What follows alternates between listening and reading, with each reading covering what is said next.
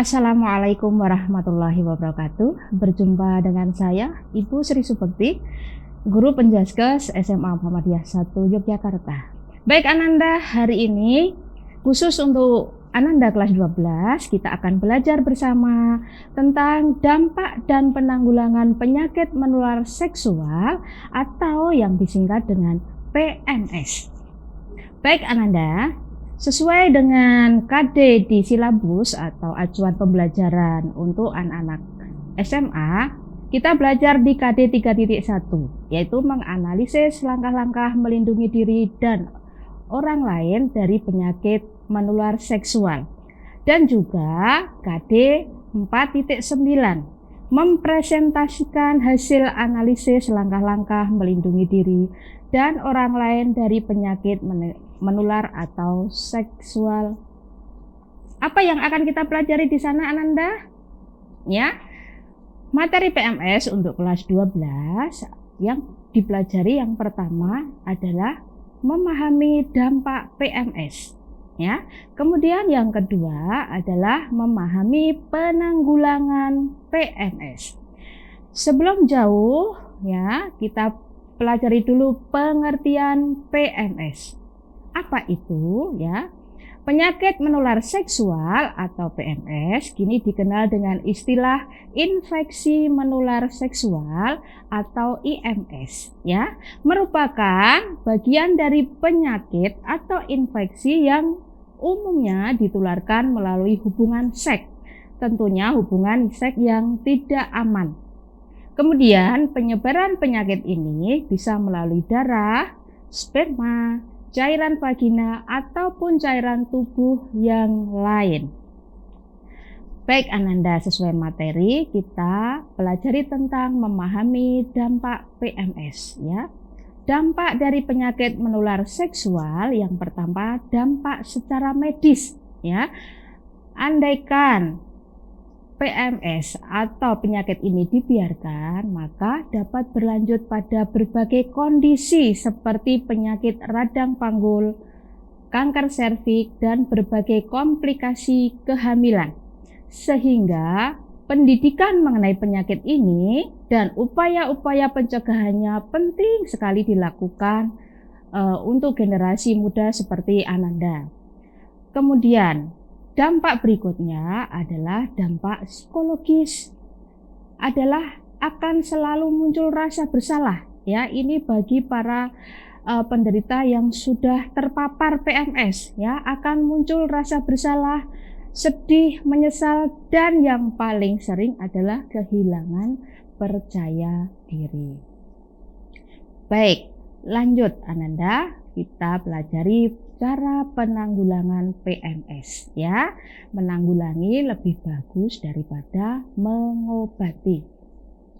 Penanggulangan yang pertama adalah penanggulangan PMS terhadap diri sendiri.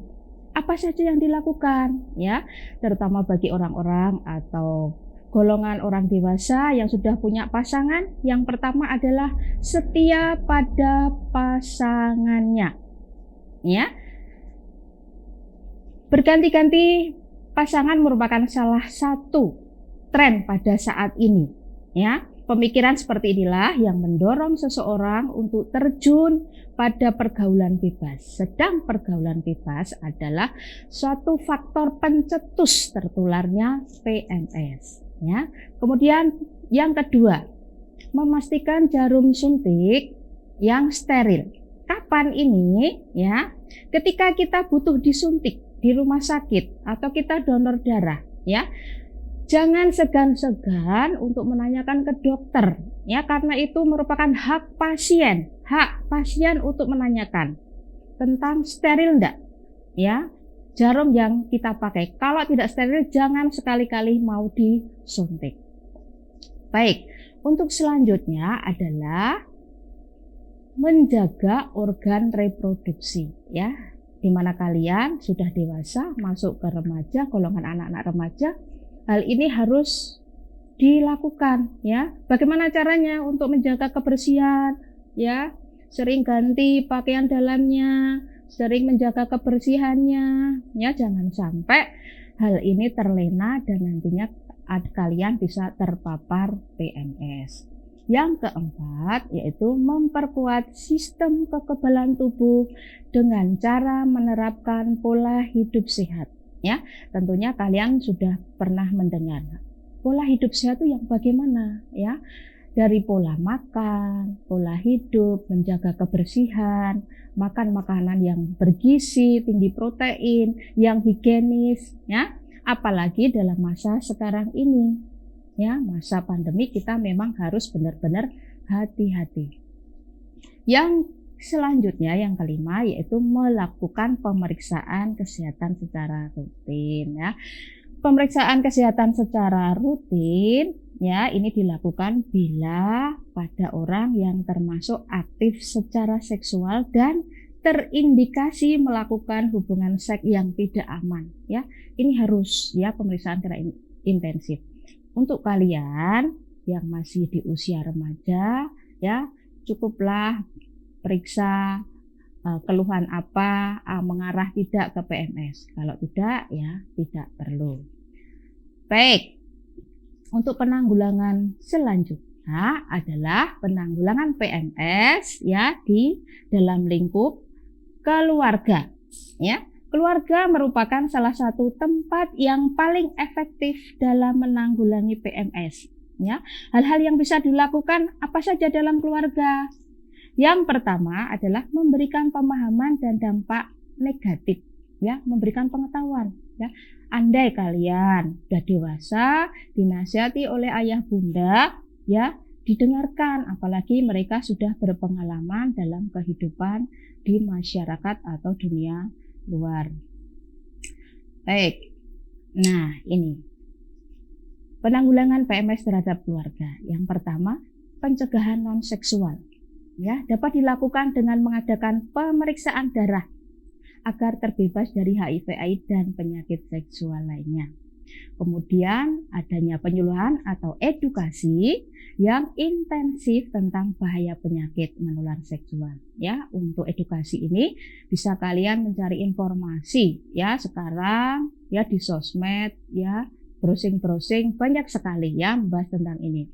Kemudian yang terpenting cara penanggulangan PMS adalah hindari seks bebas dan narkoba yang akan merusak generasi muda. Ya, bagi kalian ya, kalaupun masih ada waktu luang, pilihlah pergaulan-pergaulan yang positif. Ya, seandainya mengarah ke negatif, jauhi karena nanti akan merugi di akhir. Baik.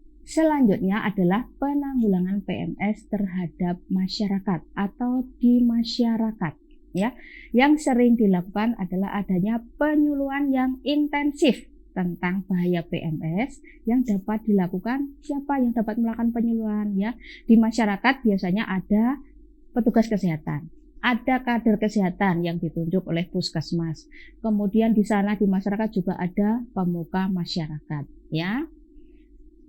Baik, kita lanjut Ananda, biar Ananda tahu apa saja toh penyakit PMS itu. Ya. Contoh penyakit PMS adalah yang pertama sifilis. Ya, yang kedua ada gonore, kemudian ada chlamydia, ada herpes dan ada HIV/AIDS. Ya, insya Allah Ananda waktu di SMP tentang penyakit ini pernah diajarkan.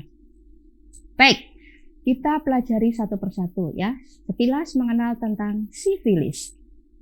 Sifilis adalah penyakit seksual yang disebabkan oleh infeksi bakteri Treponema pallidum ya. Penyakit ini mempunyai gejala seperti munculnya luka pada kelamin. Luka ini dapat pada umumnya akan bertahan antara 1 sampai 2 bulan dengan tidak ada rasa sakit, tetapi mudah ditularkan. Bila keadaan seperti ini, segeralah harus ditangani karena kalau tidak akan terjadi infeksi yang lebih berat ya, akan berlanjut pada tahap berikutnya yang mirip dengan gejala-gejala penyakit infeksi yang lain. Misalnya gejala flu ya, itu kadang diremehkan, padahal itu sebuah gejala penyakit yang lain, ya. Baik, lanjut. Untuk penyakit PMS berikutnya adalah gonore. Gonore merupakan penyakit seksual yang disebabkan oleh bakteri Neisseria gonorrhoeae. Ya, gonore bisa dikenal dengan kencing nanah, menyebabkan keluar cairan saat buang air kencing yang menyebabkan rasa sakit atau nyeri. Ya, baik. Untuk selanjutnya adalah chlamydia, merupakan penyakit seksual yang paling umum terjadi. Gejalanya memang tidak akan terasa dan biasa saja, ya, disebabkan oleh chlamydia, sebuah bakteri, ya. Namun chlamydia tetap harus diwaspadai karena penularannya bisa terjadi tanpa disadari oleh orang yang terinfeksi. Baik, yang berikutnya adalah HIV, ya. Anda sudah tahu di materi kelas 11, ya, HIV adalah virus, ya, sebuah virus yang tersebar melalui cairan tubuh dan menyerang sistem kekebalan tubuh. HIV di awal penyebaran tidak akan menunjukkan gejala karena virusnya akan tertidur, sementara waktu menunggu sistem imun melemah dan dapat berkembang menjadi AIDS yang sangat mematikan. Baik Ananda, ya, PMS sangatlah berbahaya jika dibiarkan, ya, akan mengakibatkan banyak hal. Di antaranya hal yang paling fatal adalah bisa menyebabkan kematian.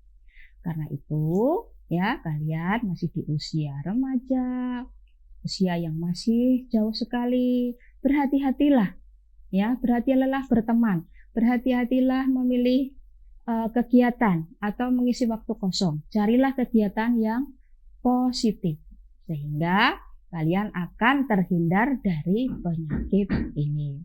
Demikian Anda materi dari saya. Kita bertemu lagi di video selanjutnya dengan materi yang lain. Salam olahraga, jaya olahraga, selalu sehat. Assalamualaikum warahmatullahi wabarakatuh.